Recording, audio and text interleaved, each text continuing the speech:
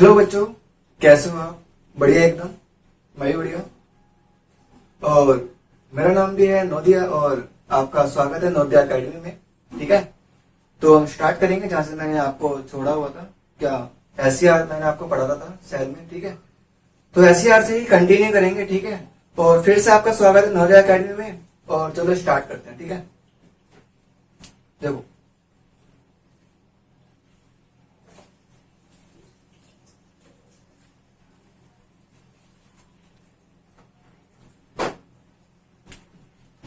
मैंने आपको एससीआर पढ़ाया था। क्या पढ़ाया था? एससीआर। ठीक है, एससीआर में मैंने ये पढ़ाया था कि लिपिड की सिंथेसिस करता है।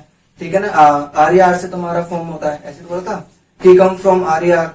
और ये मतलब काफी सारी चीजें मैंने बताई थी आपको। ठीक है ना, एससीआर में। और एससीआर किसका टाइप होता है? ईआर का टाइप होता है, ये भी मैंने आपको बताया था। ठीक है, और ये मतलब काफी सारी बातें थी। तो देखो एससीआर के बाद हम कंटिन्यू करेंगे। क्या? लाइजोसोम। क्या चीज? लाइजोसोम।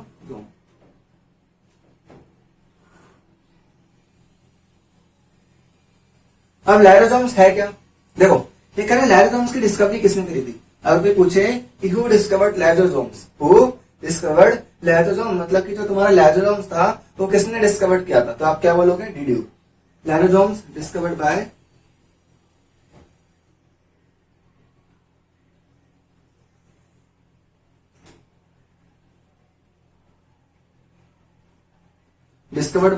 डिड्यू। डिड्यू क्या थे? साइंटिस्ट है जिन्होंने किसके बारे में बताया था? लाइसोसोम्स के बारे में बताया था। किसके बारे में बताया था? लाइसोसोम्स के बारे में बताया था। ठीक है, आगे कह रहे हैं कि लाइसोसोम्स क्या है?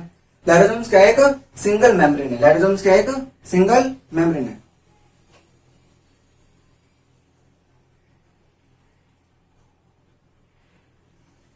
लाइसोसोम्स क्या है? एक सिंगल मेम्ब्रेन है।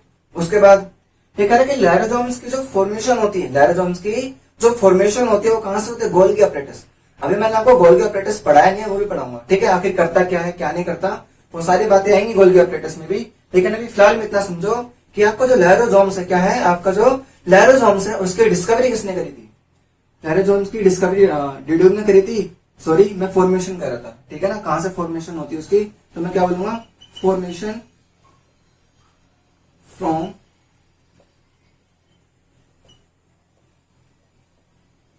Golgi body. ठीक है ना, कहां से फॉर्मेशन होती है इसकी? गोल्गी बॉडी से।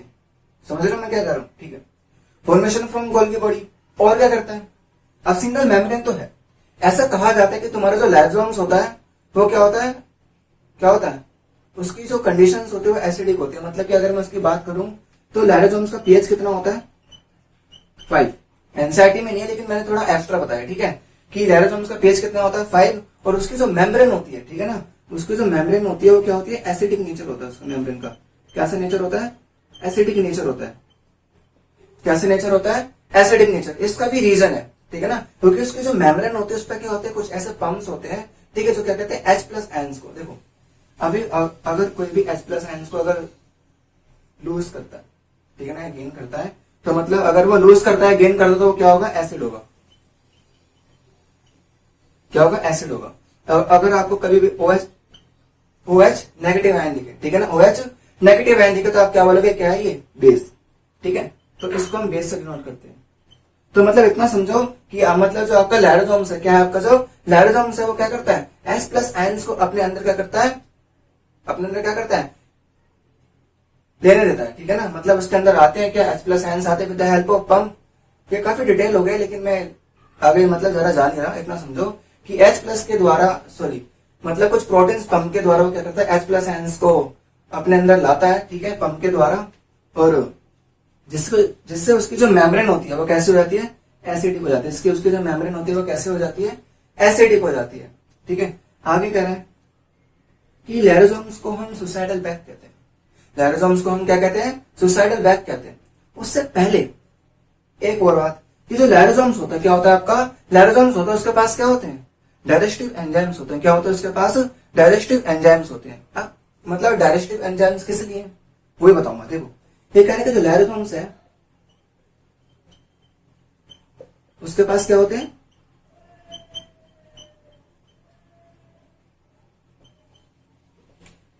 डाइजेस्टिव एंजाइम्स होते हैं। क्या होते हैं? डाइजेस्टिव एंजाइम्स होते हैं। अब ये करते क्या है? अब ये करते क्या है? देखो कौन कौन से एंजाइम्स होते हैं, पहली बात तो नाम लिखो यहाँ पे, कौन सा, कार्बोहाइड्रेज, प्रोटीएज और लाइपेज, ठीक है ना। कार्बोहाइड्रेज, प्रोटीएज और लाइपेज, ये क्या होता है, देखो कार्बोहाइड्रेट, कार्बोहाइड्रेट क्या करेगा, कार्बोहाइड्रेट को मतलब ब्रेक डाउन करेगा, प्रोटीएज आपका प्रोटीन को ब्रेक डाउन करेगा और लाइपेज आपका लिपिड को ब्रेक डाउन करेगा, ठीक है ना। प्रोटीएज प्रोटीन को और लाइपेज लिपिड को और तुम्हारा कार्बोहाइड्रेट को मतलब क्या करेगा, ब्रेक डाउन करेगा, ठीक है। तो मतलब लाइसोसोम्स के पास क्या होता है, डाइजेस्टिव एंजाइम्स होते हैं, कौन कौन से होते हैं, आप क्या बोलोगे, कार्बोहाइड्रेट होता है, प्रोटीन होता है और लाइपेज होता है, ठीक है। आगे ये कह रहे हैं कि तुम्हारे जो लाइसोसोम्स है उसको हम सुसाइडल बैग क्यों कहते हैं, ठीक है ना। Why lysosomes called as suicidal bag, क्यों कहते हैं, आखिर क्या है लाइसोसोम्स में, ठीक है ना। एक बार पहले इसको नोट करो, नोट करो, फिर मैं बताता हूं आखिर क्यों कहते हैं, क्यों नहीं कहते हैं।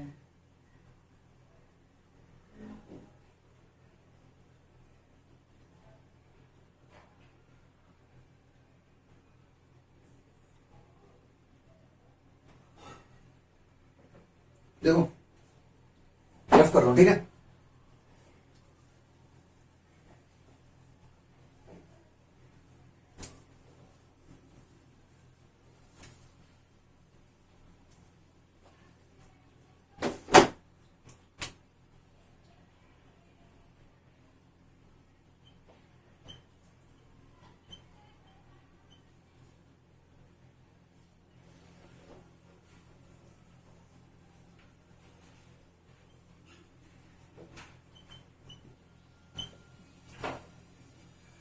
Y lysosomes called as suicidal bag, ठीक है ना, कि आखिरकार हम लाइसोसोम्स को सुसाइडल बैग क्यों कहते हैं, आखिर क्यों, कोई रीजन, बिल्कुल रीजन है, ठीक है ना। मैं इसमें क्या लिखूंगा, इसमें मैं लिखूंगा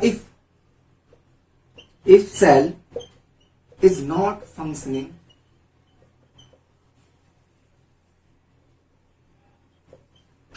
प्रॉपरली, मतलब कि आपकी जो सेल है, ठीक है ना, अगर वो अच्छे से फंक्शंस नहीं कर रही है, ठीक है ना, अगर भी आपकी सेल्स है उसमें कुछ डिफेक्ट हो गया है और वो अच्छे से फंक्शन नहीं कर रही है, तो लाइसोसोम्स क्या करेगा, अपनी ही सेल को with the help of digestive enzymes क्या कर लेगा, डाइजेस्ट कर लेगा, ठीक है ना। तो क्या करेगा, विद द हेल्प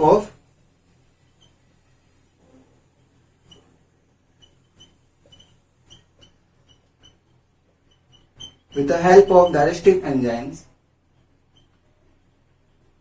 ठीक है ना, क्या करेगा, it digest its own cell, ठीक है ना। यह अपनी ही सेल को क्या कर लेगा, डाइजेस्ट कर लेगा, ठीक है ना। इसलिए मैंने क्या बोला कि लाइसोसोम्स हम क्या बोलते हैं, सुसाइडल बैग बोलते हैं, ठीक है ना। इसलिए हम लाइसोसोम्स को क्या बोलते हैं, सुसाइडल बैग, क्यों, क्योंकि वो अपनी ही सेल को क्या कर लेता है, डाइजेस्ट क्यों कर लेता है, क्योंकि उसकी सेल क्या करती है, अच्छे से फंक्शन नहीं करती। अगर अच्छे से फंक्शन कर रही होती तो लाइसोसोम्स को कोई दिक्कत ही नहीं थी, ठीक है ना। अब अच्छे से फंक्शन नहीं कर रही है, इसलिए वो क्या कर रहा है, अपनी सेल को डायरेक्ट कर रहा है ताकि वो दूसरी सेल को कोई दिक्कत ना हो, ठीक है ना, जिससे दूसरी सेल्स को कोई दिक्कत ना हो, ठीक है। इसको नोट करो, लाइसोसोम्स की कहानी यहीं खत्म होती है, इसके बाद स्टार्ट होगी गोल्गी एपरेटस, इसकी गोल्गी एपरेटस की।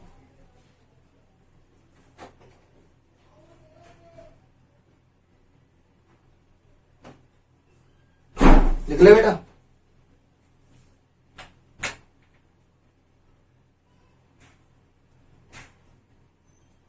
देखो समझ में आई पूरी कहानी क्या आती है।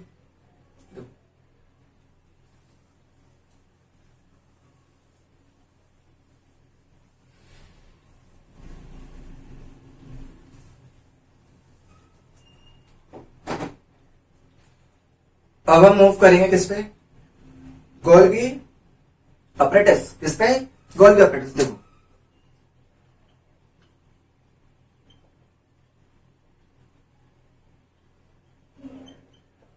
आखिर क्या है आपका गोल्गी एपरेटस, ठीक है ना। आखिर क्या है आपका गोल्गी एपरेटस। पहली बात कि गोल्गी एपरेटस की मेम्ब्रेन कैसी होती है, उससे पहले किसकी डिस्कवरी किसने करी थी, इसकी डिस्कवरी किसने करी थी, तो आप क्या बोलोगे कि Golgi apparatus discovered by Camillo Golgi.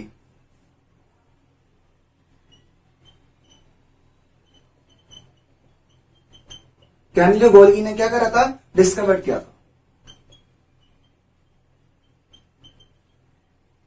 क्या किया था, डिस्कवर किया था, किसको, गोल्गी अपरेटस को। ठीक है, अगर कोई आपसे पूछे कि सन में क्या था तो आप क्या बोलोगे, 1674। इसमें 1674 में इन्होंने क्या बोला था, Golgi apparatus, sorry Camillo Golgi ने डिस्कवर किया था, किसको, गोल्गी अपरेटस को। ठीक है, दूसरी बात, सिंगल मेम्ब्रेन है डबल मेम्ब्रेन, तो आप क्या बोलोगे, सिंगल मेम्ब्रेन।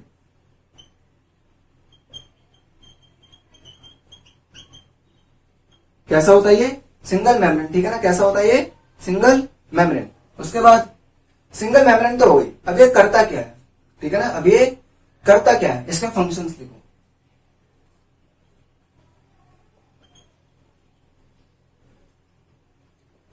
देखो वैसे गोल्गी अपरेटस में भी मतलब काफी सारी चीजें आती हैं, ठीक है ना, उसकी शेप्स आती है, सिस्टर्न वगैरह, ट्यूबल्स वगैरह, वेसिकल्स वगैरह, ठीक है ना, और भी काफी सारे वेसिकल्स आते हैं, पोर्टेड वेसिकल्स वगैरह आती हैं। तो आपकी मतलब 9th क्लास में इतना है नहीं डिटेल में, इसलिए मैं आगे जा नहीं रहा, जितना है मैं उतनी बातें लिखते जा रहा हूँ। ठीक है, अब इसके फंक्शन ये करता क्या है, ये अगर मैं बोलूं तो मॉडिफाई करता है, ठीक है ना, प्रोटीन की फॉर्म को मॉडिफाई करता है, और ये पैकेजिंग करता है किसी प्रोटीन की। पहला पॉइंट तो आपकी एनसीईआरटी कहते क्या करता है, पैकेजिंग ऑफ प्रोटीन।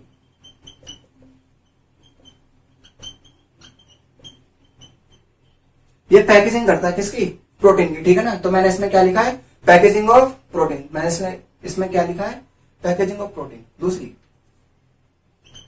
ये सेल मेम्ब्रेन की सिंथेसिस भी करता है, किसकी सिंथेसिस करता है,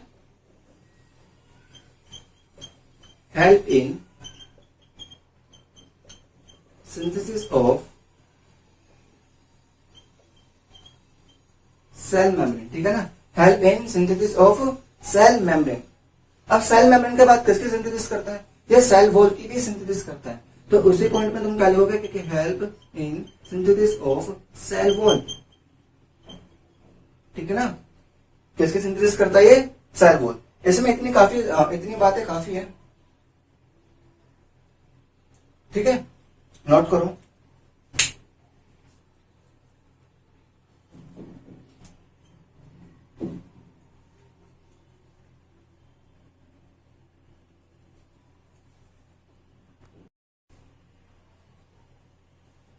हो गया बेटा, रफ करो, ठीक है। वैसे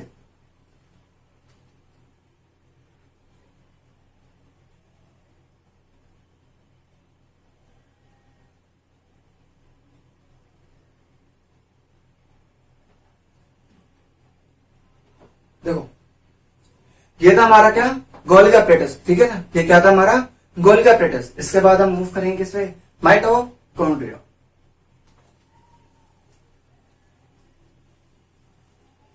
उससे पहले एक छोटा सा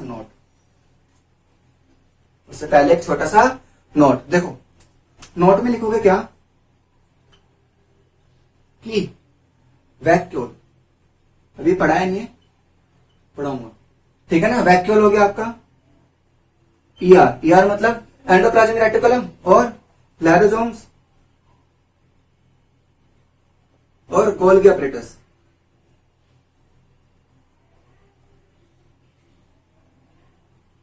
इन सबकी जो मेम्ब्रेन होती है, वो कैसी होती है, सिंगल मेम्ब्रेन। इन सबकी जो मेम्ब्रेन होती है वो कैसी होती है, सिंगल मेम्ब्रेन।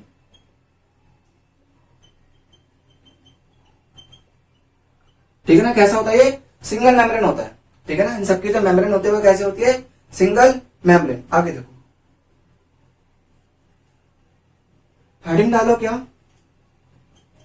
माइटोकॉन्ड्रिया।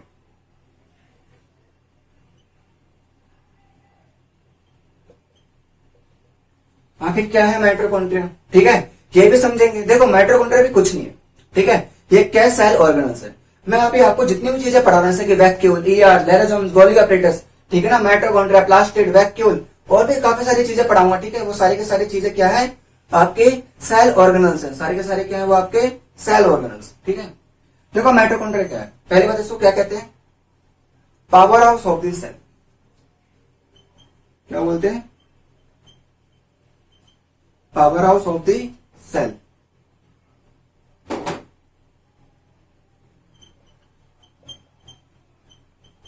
ठीक है ना, power house of the cell क्यों बोलते हैं, क्योंकि क्या करता है, एनर्जी को स्टोर करता है। ठीक है ना, एनर्जी की फॉर्म क्या है, एटीपी को स्टोर करता है। अभी वो सारी बातें लिखूंगा, ठीक है ना। और ये क्या है, डबल मेम्ब्रेन स्ट्रक्चर है।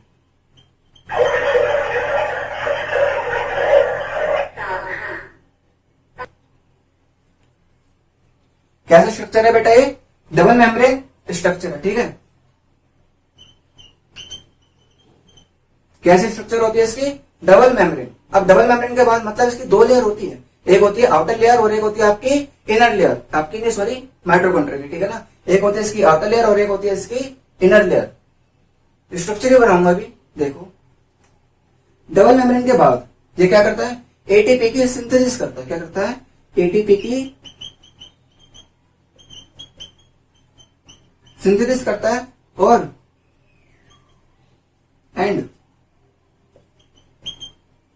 स्टोर भी करता है, ठीक है ना। एटीपी को बनाता भी है और इसको स्टोर करके भी रखता है, किस लिए, ताकि आपको जब जरूरत हो उसके हिसाब से वो रिलीज कर सके, ठीक है ना। और ये रिलीज कब करता है, ये रिलीज करता है एटीपी को, एटीपी मतलब एनर्जी को, कब,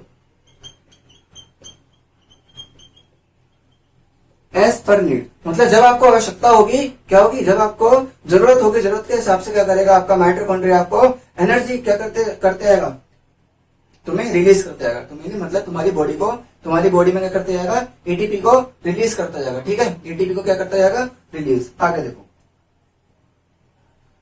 एटीपी क्या है, कोई अगर आपसे पूछे कि energy currency of the cell क्या है, energy currency of the cell क्या है, तो आप क्या बोलोगे, ATP. ATP is the energy currency of the cell,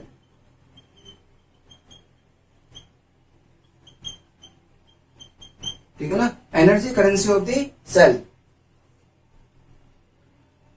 आगे और भी बातें आती है इसमें, ठीक है। एटीपी बनाता भी है, एटीपी क्या है, energy currency of the cell भी है, ठीक है। और एटीपी को स्टोर भी करता है, रिलीज भी करता है, कब, जब इसको जरूरत हो।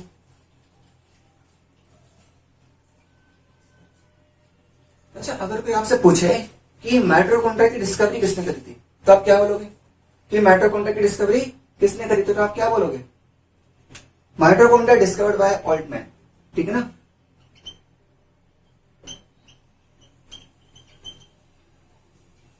Discovered by Altman. ऑल्टमैन क्या थे, एक साइंटिस्ट थे जिन्होंने किसको डिस्कवर किया था, माइटोकॉन्ड्रिया को, ठीक है। किसको डिस्कवर किया था, माइटोकॉन्ड्रिया को। इसको बेटा नोट करो, पॉज करो और नोट करो।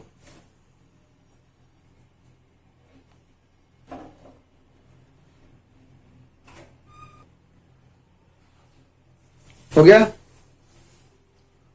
गया, रफ कर दो, ठीक है।